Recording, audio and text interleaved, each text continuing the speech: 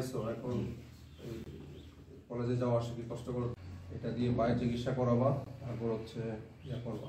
সকল আহতদের আমরা একটা হিসেবে আমাদের যে সীমান্তবর্তী দায়িত্বপূর্ণ সাপোর্ট দরকার হয়, আমাদের পক্ষ থেকে সবসময় সাপোর্ট দিয়ে যাবো, ঠিক আছে?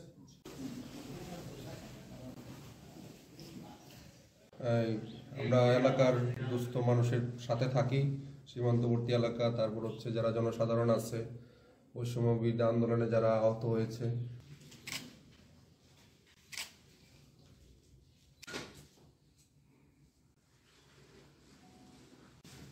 টাকা দিয়ে তোমার চিকিৎসা করাবা, আর হচ্ছে তোমার পরে সাপোর্ট লাগে আমাদের ব্যাটালিয়ন থেকে সকল ধরনের সাপোর্ট তোমাকে দিয়ে যাবো আমরা, ঠিক আছে?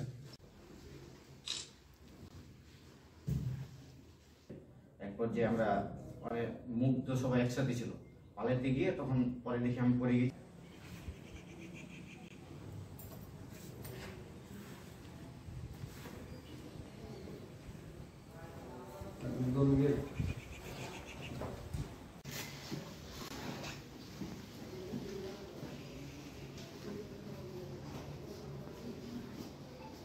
বৈষম্য বিরোধী ছাত্র জনতার আন্দোলনে আমাদের 59 বিজিবির দায়িত্বপূর্ণ এলাকায় কয়েকজন আহত হয়েছেন। তো আমাদের বিজিবি মহাপরিচালক আমাদেরকে নির্দেশ দিয়েছে যে এই ছাত্র জনতাকে চিকিৎসা এবং পুনর্বাসন করার জন্য। তো সেই হিসাবে আমাদের 59 বিজিবির দায়িত্বপূর্ণ এলাকা সোনা মসজিদ এলাকায় একজন ছাত্র আছে, তার নাম আসমাউল, সে রাজশাহী কলেজে পড়ে। তো আমরা তাকে সিলেক্ট করেছি।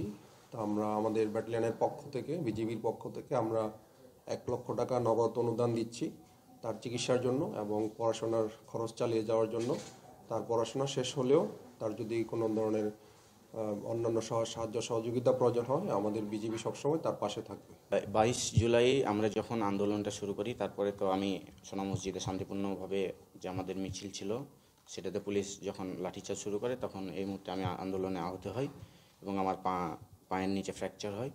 তো আমাদের মতো এইসব অসহায়দেরকে হসপিটালে আমরা দীর্ঘদিন চিকিৎসা অবস্থায় ছিলাম।